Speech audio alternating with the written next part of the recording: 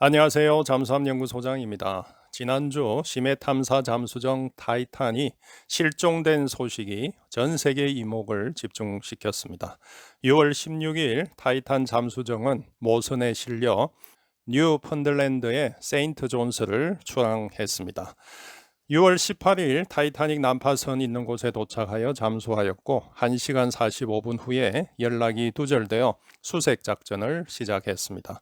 6월 21일 캐나다 대잠 초계기가 두드리는 소리를 듣고 일말의 희망을 가졌으나 6월 22일 미국 해안경비대가 해저에서 타이탄의 잔해를 발견하고 편승자 5명 전원 사망을 발표했습니다.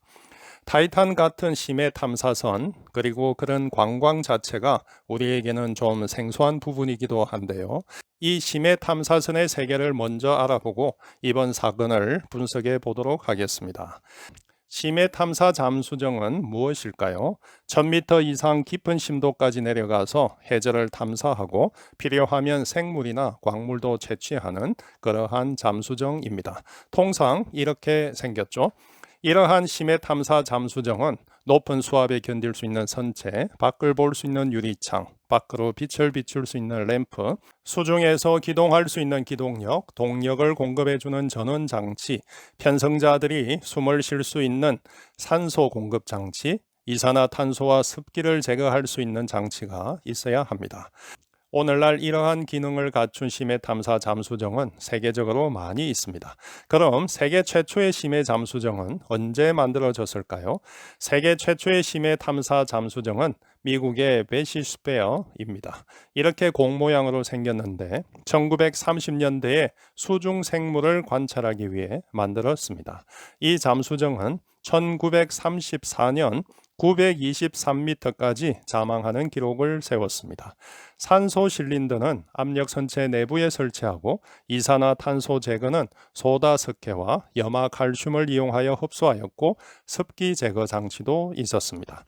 오늘날 심해 잠수정과 다른 점은 자체 동력이 없고 수면에 있는 모선과 케이블이 연결되어 있어서 전력을 공급받고 수면과 통신할 수 있었다는 것입니다. 이러한 유선 통신의 장점으로 인해 수면과 잠수정 간 통화하는 내용을 라디오로 실시간 방송도 했다고 합니다. 그 다음 제작된 심해 잠수정 벤토스코프는 1949년 1400m 자망 기록을 세웠습니다. 이어서 개발된 베시스케이프는 오늘날 심해 잠수정과 같이 자체 추진 잠수정이었습니다.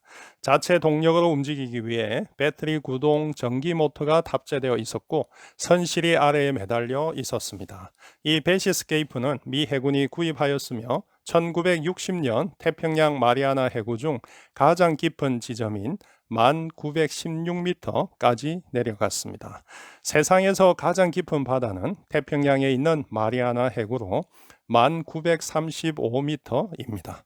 결국 1960년에 이미 인류는 세계에서 가장 깊은 곳까지 내려가 탐사를 시작했다고 할 수 있습니다. 2012년 미국의 제임스 카메론은 1908m까지 내려갔으며 2019년 빅토 베스코버 일행은 1927m까지 자망 기록을 세웠습니다. 중국도 1000m 이상 자망 기록을 가지고 있습니다. 인류의 과학 기술이 발전하면 상용화가 이루어지고 영리를 목적으로 한 민간 회사가 생깁니다.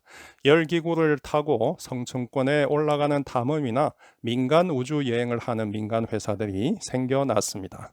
이와 같이 1980년대 중반부터 깊은 바다 속을 여행하는 관광 잠수정이 세계적으로 많이 생겼고 더욱 신비롭고 상징성이 있는 곳을 더 깊이 탐험하는 관광으로 발전해 왔습니다.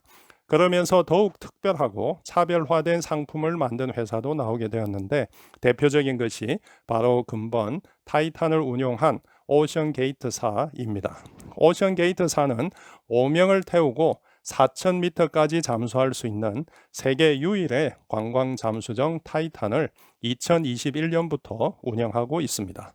1인당 25만 불, 약 3억 4천만 원짜리 타이타닉호 관광 상품을 내놓고 이 여행 중 사망할 수 있다는 생명 포기 각서에 서명해야 함에도 대기자가 줄을 섰다고 합니다.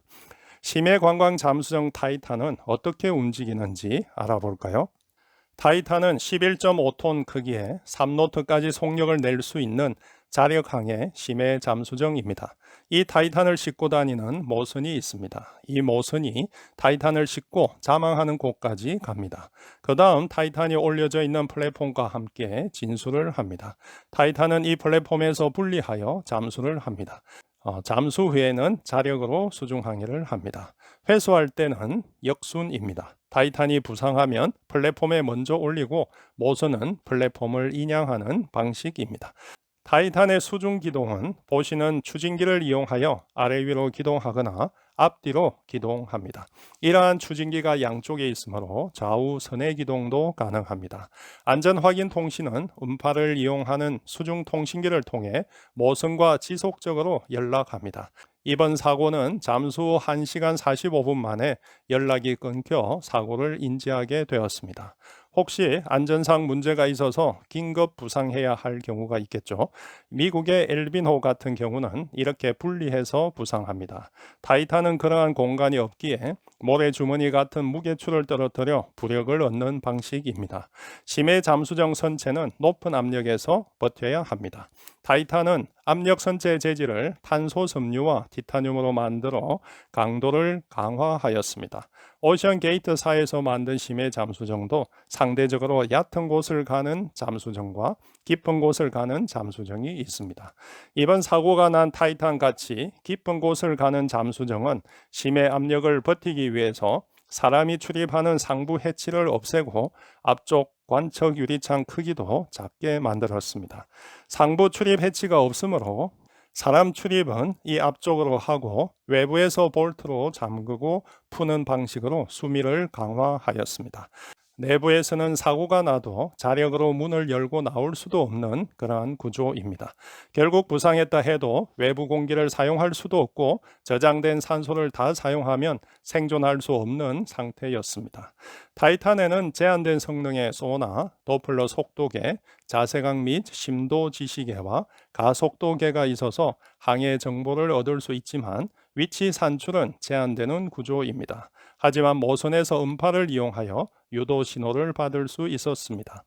다음은 가질 수 있는 의문점에 대해 알아보겠습니다. 3억 4천만 원이나 되는 비싼 관람료, 터무니없는 것일까요?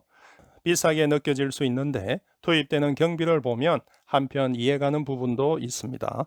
시험 개발 비용, 안전 시험 비용, 많은 지원 인력 운영비, 모선 운영비, 정비 유지 등 많은 인력과 시간이 투자되지만 실제 타는 승객은 조종사 제외하고 4명에 불과합니다. 또 한 번 심해 자망 후에는 오랜 기간 재정비와 시험하는 기간이 소요되어 그 다음 심해 탐사까지는 상당한 시간이 걸립니다.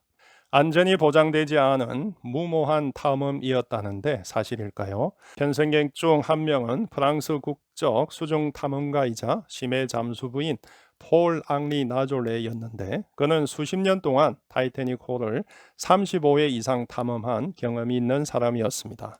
조작사였던 스톤튼 러시는 이 오션 게이트 익스페디션사 최고 경영자였습니다. 이들은 나름 안전에 확신이 있었기에 편승했을 것입니다. 또 이 타이탄이 처음으로 타이타닉호 탐험을 간 것이 아니라 2021년 이래 여러 번 타이타닉 난파선이 있는 4,000m까지 다녀왔다는 사실을 감안해 보아야 하겠습니다. GPS도 없고 위치 파악이 어려웠다고요? GPS는 원래 공기 중에서 사용하는 것이지 수중에서는 사용할 수 없습니다. 타이탄에는 정교한 항법 장치가 없어 정확한 위치 산출이 어렵고 모선의 지원을 받는 시스템입니다. 하지만 이는 다른 심해 잠수정도 동일합니다. 5만 원짜리 싸구려 조이스틱을 사용했다는 말도 있었습니다. 가격을 따질 것이 아니라 제대로 기능을 했을지를 따져야 합니다. 잠수정에서 작동할 것은 전우진, 상하강 기동 등 간단한 조작만 하면 되므로 이러한 조이스틱도 충분한 기능을 했을 것입니다. 소음을 청취했는데 왜 구조를 못했을까요? 21일 캐나다 대잠 초계기가 두드리는 소리를 들었는데 이는 타이탄에서 난 소리가 아니었습니다. 이후 미 해군이 사고 당일 파괴 소음을 들었다고 발표했는데 소리만으로는 단정할 수 없었기에 시각 확인할 때까지 탐색을 계속했습니다. 승객을 더 태우기 위해 객실 구조를 바꾸었다는 말도 보도되었습니다. 높은 압력을 버티기에는 공 모양이 가장 좋습니다. 실제 많은 심해 잠수정이 공 모양으로 생겼습니다. 타이탄 같은 실린더형은 공 모양보다는 외부 압력을 버틸 수 없지만 내부 공간을 더 확보할 수 있는 장점이 있습니다. 이러한 실린더형은 공 모양 다음으로 외부 압력의 강함으로 이러한 형태의 심해 잠수정도 있습니다. 시신을 회수할 수 있을까요? 이미 훼손된 선체와 깊은 심도로 인해 시신 회수는 어려워 보입니다. 심해에서 해양 생물과 박테리아로 인해 시신은 금방 훼손될 것입니다. 이번 사고의 원인은 무엇일까요? 여러 조각으로 분리되어 가라앉은 타이탄 선체를 보았을 때 직접적인 사고 원인은 내파입니다. 이 내파는 좌굴이라고도 하는데 압력 선체가 외부 압력을 버티지 못하고 깨져버리는 것입니다. 그럼 어떤 원인에 의해 내파가 일어났을까요? 선체 결함일 가능성이 높습니다. 선체 일부가 외부 압력을 버티지 못했고 이어서 이 약한 부분부터 내파가 일어났을 것입니다. 만에 하나 외력에 의해서 또는 운용자의 실수일 가능성도 배제할 순 없습니다. 이번 사고로 인해 수중 탐험 세계에 미치는 여파는 클 것으로 보입니다. 60년대 초부터 심해 탐험이 많이 이루어져 왔고 위험할 것 같은데 지금까지 인명사고는 없었습니다. 심해 탐험은 대부분 공해상에서 이루어지기 때문에 관리기관과 규제가 없었습니다. 앞으로 공해상 심해 관광 잠수정 관련 규정이 정비될 것으로 보입니다. 바다에는 항상 예기치 못한 위험이 있습니다. 이번 같은 심해 탐사 여행은 큰 위험을 감수해야 하겠지요. 이번 사고로 인해 앞으로 이 위험한 심해 탐사 여행이 없어질까요? 저는 앞으로 더 많은 사람들이 더 깊은 곳을 탐험할 것이라 봅니다. 신비로운 바닷속을 탐험하고 싶은 인간의 욕구는 끝이 없기 때문이죠. 이상 잠수함 연구소장이었습니다.